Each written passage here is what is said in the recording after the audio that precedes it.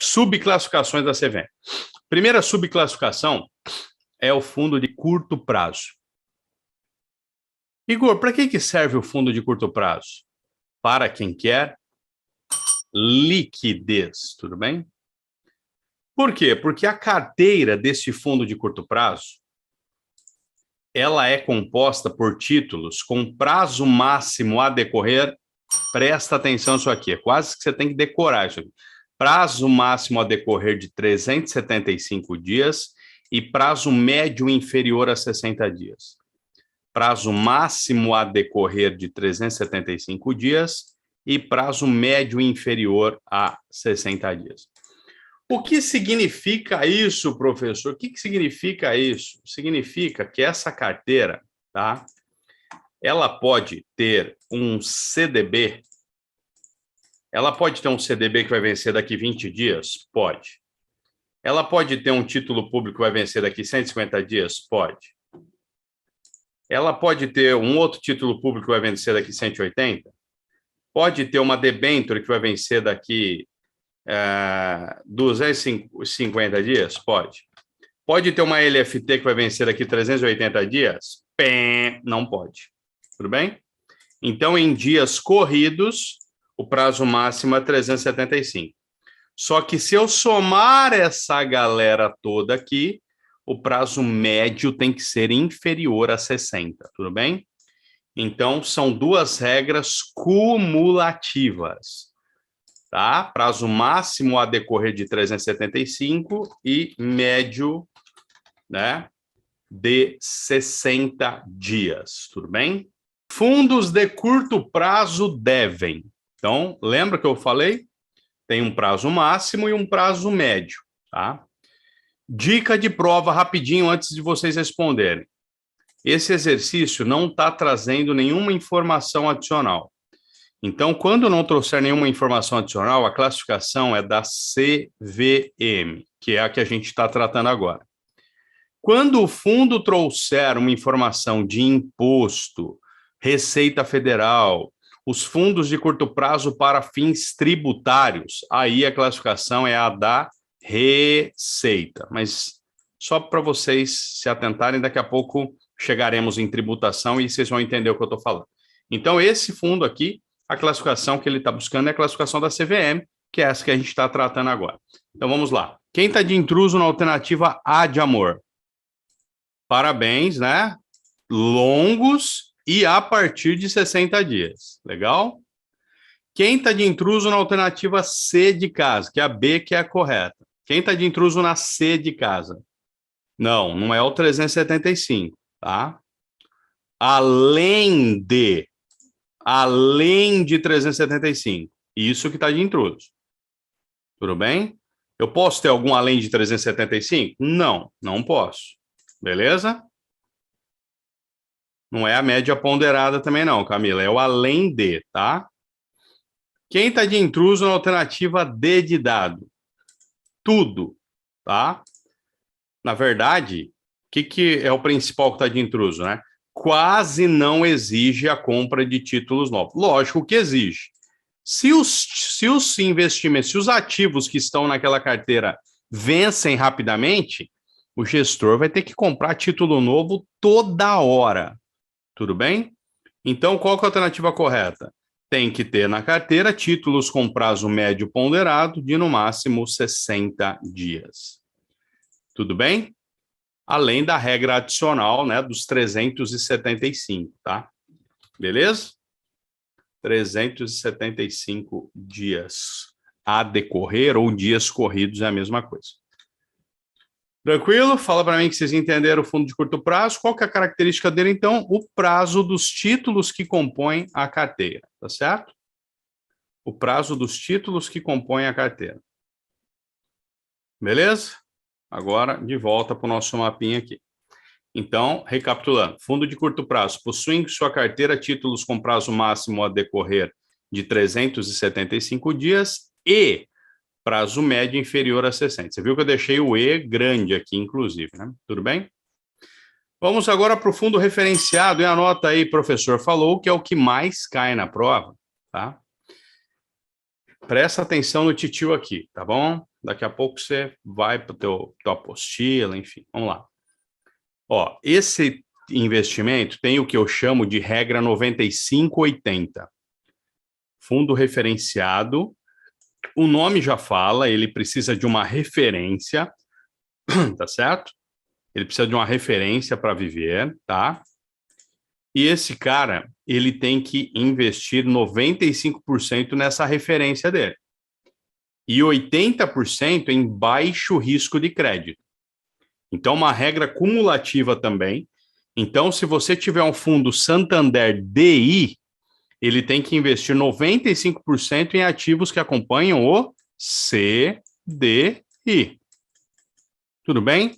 E 80% dessa carteira tem que ser investida em títulos com baixo risco de crédito. Beleza? Em outras palavras, se esse investimento tiver um patrimônio de R$1 milhão, se esse fundo tiver um patrimônio de R$1 milhão, 950 mil tem que ser investido no benchmark e 800 mil do 1 milhão, né, tem que ser investido, 800 mil tem que ser investido em títulos com baixo risco de crédito, tá? É 800 do 1 milhão, 950 do 1 milhão. Em outras palavras, né, dentro desses 950, tá esses 800 também aqui, tudo bem? Legal? Então, 95-80. Pode cair as duas coisas na prova? Pode, normalmente cai. Pode cair só uma? Pode também, tá? Então, o fundo referenciado, deixa eu achar aqui a questão sobre essa encrenca.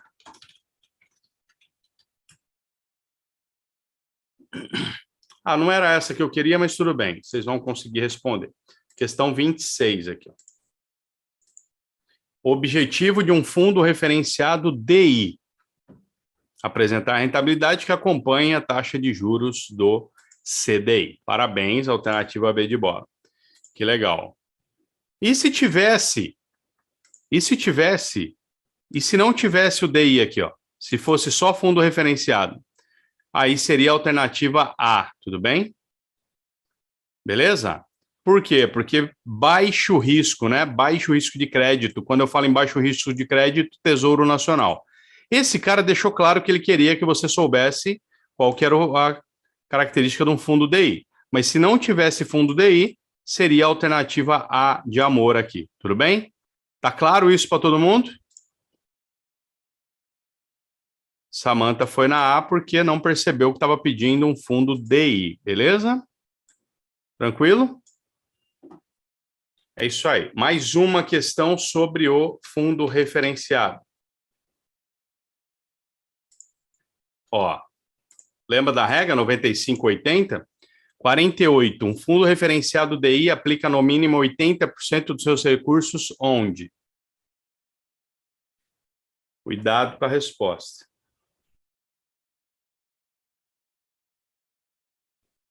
Tríade HD na tela. Quem está de intruso na alternativa A?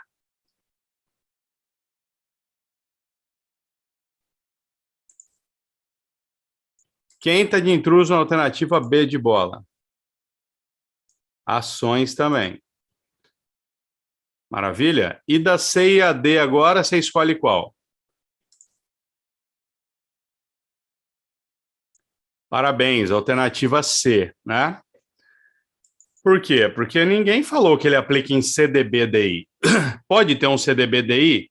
Pode, mas não é regra. Tudo bem? A regra é que ele tem que aplicar em títulos com baixo risco de crédito. Pronto, alternativa C é a alternativa correta. Tudo bem? Beleza? A alternativa D é só para confundir, tá certo? Dá um ok que vocês entenderam essa parada aí?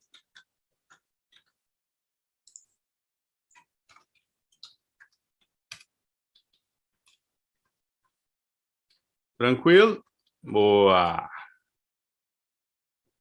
Maravilha. Mais uma aí para a gente encerrar aqui.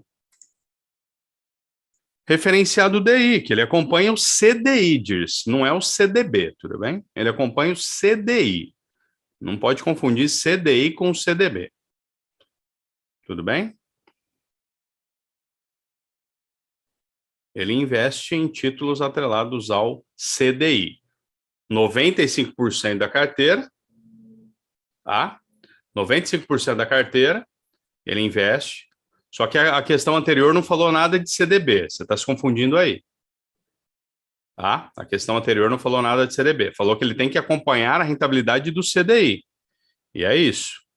Tudo bem? Essa sopa de letrinhas dá uma zoada na cabeça mesmo, tá? Então, cuidado. CDB é um certificado. Quando lembra que a gente estudou que você empresta dinheiro para o banco, tudo bem? E CDI é um indicador de desempenho, que é baseado na taxa Selic, né? Começa na taxa Selic, tudo bem? Beleza? Boa também, Rodrigão. Na dúvida é a mais completa, né? Tem que só tomar cuidado com isso, mas em grandes momentos, né? Na maioria das vezes é isso aí também, tá? Beleza? Mais uma questãozinha para a gente encerrar esse assunto aqui. Fundos referenciados. Então, nunca se esqueça, você tem duas regras, tá? 95% tem que acompanhar o benchmark e 80% em títulos com baixo risco de crédito, tudo bem? Questão 22. B de bola, possuem 95% da carteira composta por ativos que acompanham um indicador de desempenho. Então, vamos lá. Próximo fundo, próxima classificação, né? Próxima subclassificação. Fundo simples, o nome já está falando, né? Fundo simples. Esse cara não pode ser muito trabalhoso, então ele é para investidores extremamente conservadores, tá? E palavras-chave aqui, ó. O investidor está começando, o cara não tem outros investimentos no mercado, tal. Esse cara, eu mandei a tabela para vocês, tá? Com todo o resumo disso aqui, com todos esses percentuais, vocês viram no grupo. Esse cara investe 95% em títulos públicos, tá? Ele não precisa de API e todos os seus documentos devem ser disponibilizados de forma eletrônica, tá? Esse é o fundo simples, tudo bem? Esse é o fundo simples, tá? Então, sempre fique atento às palavras-chave, tá? Quais são as palavras-chave desse cara? Então, não esqueça, né? 95%, tá? Em títulos públicos, tudo bem? 95% em títulos públicos, tá? E todos os documentos eletrônicos, tá? Questãozinha de prova aqui, ó. Fundo criado para facilitar o acesso, tudo bem? Da população a investimento simples, com baixo custo, baixo risco, tranquilo? Este é o fundo simples, tá? Igor, todo fundo simples tem resgate automático? Não necessariamente, tá, Camila? Não necessariamente, tá? Visando ser o primeiro acesso ao mercado de capitais, tudo bem? Fundo de renda fixa simples, o nome já fala, né? Beleza? Então, guardem essas palavras, né? Facilitar o acesso, enfim, mais uma, ó. O investidor pretende fazer um investimento em um fundo de renda fixa que seja composto por títulos com baixo risco de crédito e mercado. Ainda não passou pelo API e não possui outros investimentos no mercado. Pronto. Qual que é o fundo? Renda fixa simples, alternativa B de bola. Próximo fundo é o FDIC, tá? Se você for gerente de pessoa jurídica, você vai conhecer esse cara aqui, porque esse cara tira clientes do banco, tudo bem? Por que que esse cara tira clientes do banco? Porque esse cara precisa comprar direitos creditórios, fundo de investimento em direitos creditórios. Então ele chega para o seu Zé, que tem uma loja de calçados e vende no boleto em 5 vezes, e ele chega para o seu Zé e fala assim, seu Zé, me dá esses boletos aqui que eu vou colocar na carteira do meu fundo de investimento e eu vou antecipar esses boletos para o senhor. Beleza? Então, o FDIC trabalha dessa forma, tá? Ele compra quantos por cento no mínimo da sua carteira? Em direitos creditórios, que eu dei como exemplo o boleto, mas pode ser outro tipo de direito, no mínimo 50%, tá? No mínimo 50% em direitos creditórios, tudo bem? Beleza? Esse cara, ele tem algumas características adicionais, tá? Esse cara, antes ele tinha um volume, né, mínimo de investimento de 25 mil. Agora ele não tem mais, tá? Então anota isso aí, porque pode cair na tua prova. Então antes ele tinha um limite mínimo de 25 mil e agora não tem mais, tá bom? Beleza? Esse cara pode ter dois tipos de cotas, tá? Ele pode ter dois tipos de cotas. Ele pode ter uma cota sênior e uma cota subordinada. A subordinada, ela é pior do que a cota sênior, tá? Isso que você precisa saber. Beleza?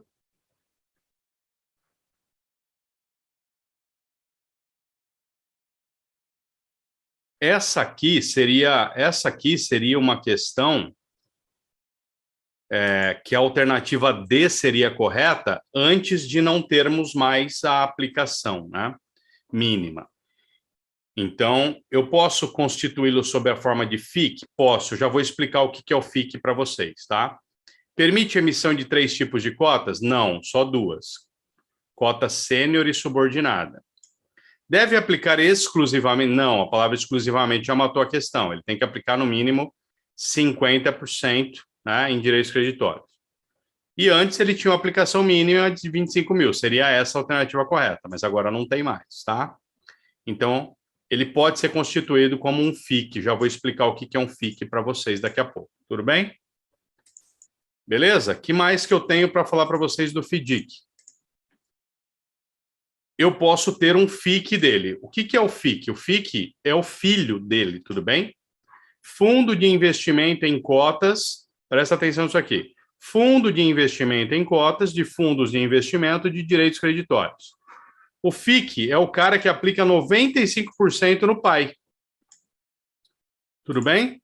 Então, o filho aplica no mínimo 95% no pai. Então, FIC, Fundo de Investimento em Cotas, que ele aplica em cotas, né, de outros fundos de investimento dessa categoria aqui, por exemplo, tá certo? Ele é um fundo que pode ser aberto ou fechado, e anota o que vai cair na tua prova também, que somente para investidores qualificados.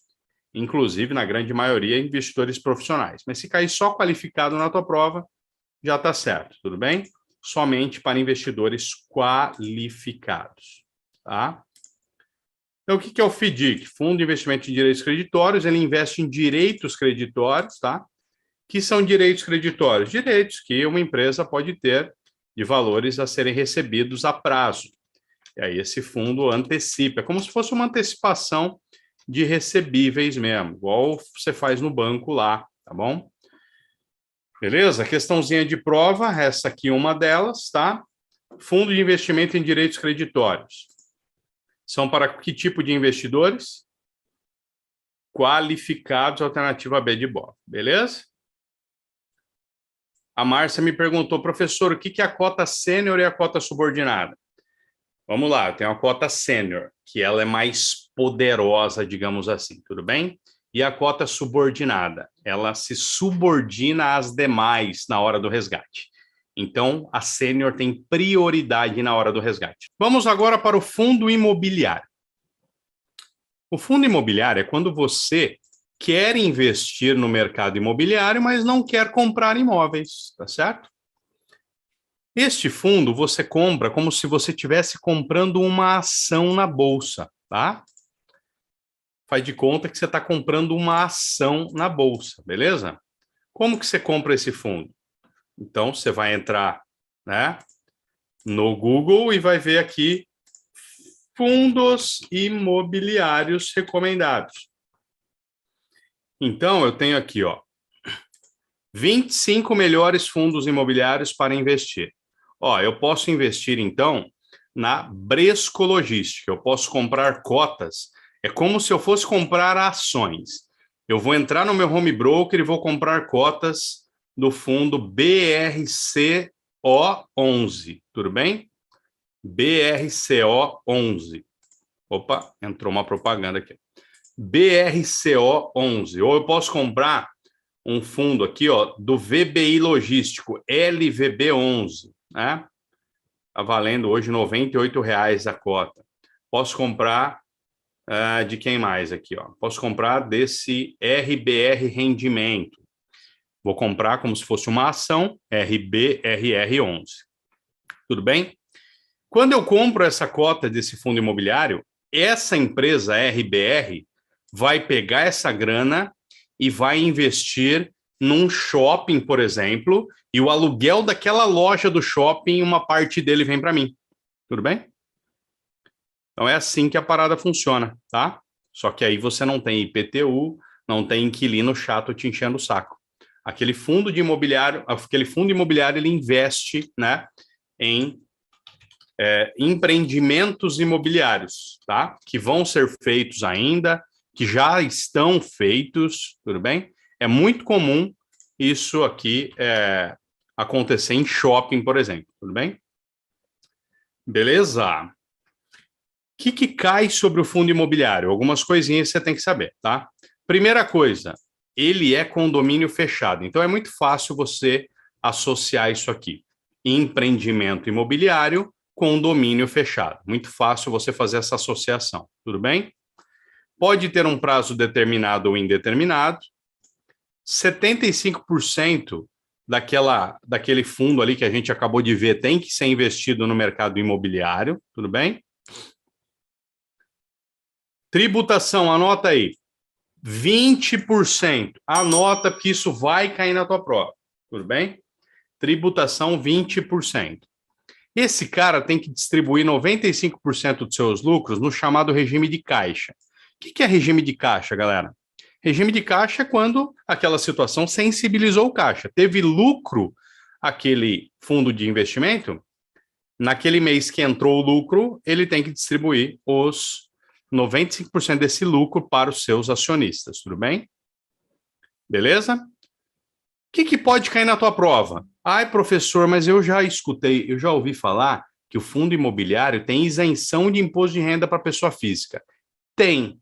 Quando? Quando tiver uma questão gigantesca na prova da ANBIMA. Cuidado. Se essa questão trouxer uma porrada de informações, quais informações? Que as cotas só são negociadas exclusivamente em bolsa ou balcão. Que o fundo tem no mínimo 50 cotistas. Que não pode ser concedido para quem tem mais de 10% de cotas ou 10% de rentabilidade. Se a questão trouxer todas essas informações aqui, aí é isento para pessoa física, tá? Esse imposto de renda. Tá claro? Vamos recapitular. Associa empreendimento imobiliário a condomínio fechado, que pode cair isso na tua prova. O prazo de duração dele pode ser determinado ou indeterminado. Lembra da diferença do fundo aberto e o fundo fechado? Fundo fechado só posso resgatar quando o fundo for liquidado. Se eu quiser negociar minhas cotas, eu tenho que fazer no mercado secundário. Tenho que investir no mínimo 75% no mercado imobiliário. Quem recolhe o imposto de renda? O próprio investidor, porque vocês viram que o investimento é semelhante ao mercado de ações, né? É como se você estivesse comprando uma ação. Tributação de 20%, tá? O fundo precisa distribuir 95% dos lucros. E quando tem isenção de imposto de renda para pessoa física? Quando a questão for gigantesca. Tudo bem? Beleza? Então vamos lá. Ó, presta atenção. Nós temos 5 prestadores de serviço no fundo de investimento, tá? Faltou aqui, ó, o auditor independente, que eu esqueci de colocar aqui. Vamos lá. Administrador do fundo. Quem que é esse cara? É o responsável legal pelo fundo, tudo bem? Vocês têm que gravar essas informações. Responsável legal pelo fundo de investimento, perante órgãos reguladores, CVM. Esse é o cara que divulga o valor da cota diariamente. Esse é o cara que recolhe os impostos, tudo bem? Então, responsável legal pelo fundo de investimento, tá? Assim que vai cair na tua prova. Responsável legal, beleza? Quando eu falar em responsável legal, tá? É o administrador. Belezeira? responsável legal pelos fundos de investimento, perante, né, a CVM, por exemplo. Certo? Então, vamos lá. Questão de prova aqui, ó. Não é função do administrador. Não é função do administrador. Vamos ver se pela lógica, pela tríade, vocês conseguem responder. Que coisa mais linda, né? Parabéns. Quem que é o responsável por perdas que o fundo apresentar? O cotista, né? Por isso que ele tem que ler uma porrada de documento antes de investir, né? O administrador que elabora os documentos do fundo de investimento? Sim. Ele que realiza a Assembleia Geral? Sim. Ele que é o responsável legal pelo fundo de investimento? Sim. Ele que é o responsável por perdas que o fundo vier apresentar? Lógico que não. Tudo bem? Beleza? Bom, quando você coloca a grana, então você pegou todas as informações do administrador, né? Ele divulgou o valor da cota no jornal, né? A pessoa que recolhe os impostos, enfim, tá? E aí você vai ter que fazer o seu investimento. Aí você procura uma agência e faz um investimento, beleza? Quando essa grana entra no fundo de investimento, não dá para ela ficar parada lá, a não ser que você coloque muito pouco dinheiro e o gestor não precise pegar aquele seu dinheiro para ir comprar ativos no mercado. Mas se você faz um grande volume de aplicações, por exemplo, o gestor não pode deixar o teu dinheiro parado. Então, qual que é o papel do gestor? Seleciona quais ativos comprar ou vender de acordo com a política de investimento do fundo.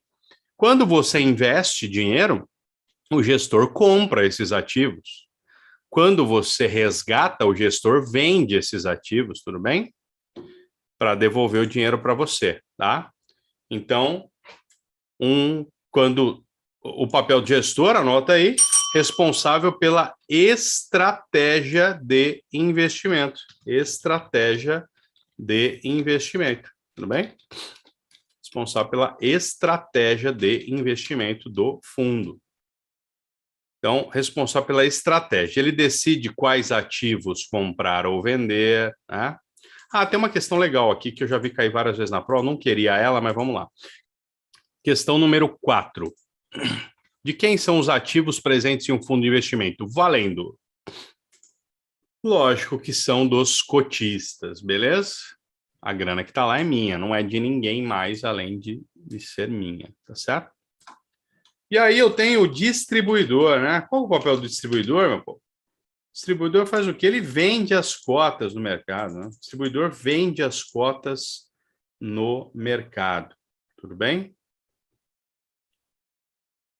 Quem que comercializa um fundo de investimento, né?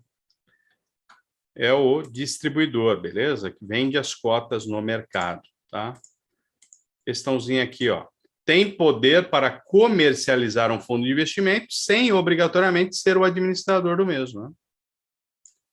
Quem que comercializa? Distribuidor.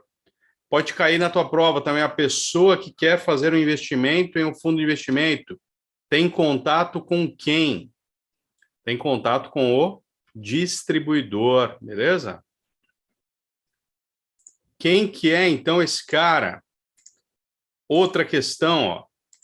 Conhecer e recomendar determinado investimento. Quem que recomenda? Quem vende as cotas, né? Distribuidor, beleza? Primeiro, o imposto cobrado no fundo de investimento. IOF. Presta atenção nessas duas informações. Ele é cobrado até o 29º dia e ele deixa de ser cobrado a partir do 30º. Se você não prestar atenção nessa informação aqui, você vai se ferrar na hora da prova. Então, até quando é cobrado? Até o 29º dia. Quando ele deixa de ser cobrado? A partir do 30º. Tudo bem? Não é cobrado em fundo de ações. Via de regra, quanto que é cobrado? 1% ao dia. 1% ao dia. Tá? E vai sendo cobrado do rendimento, somente do rendimento. Tudo bem? Então, para fundos sem carência, é cobrado até o 29º dia. Igor, e se o fundo tiver carência? Aí a regra muda. Não é mais 1% ao dia, é 0,5% ao dia e vai ser cobrado quando? Durante todo o período de carência. Beleza? Aí acabou a regra dos 29 dias aqui, se o fundo tem carência. Tá?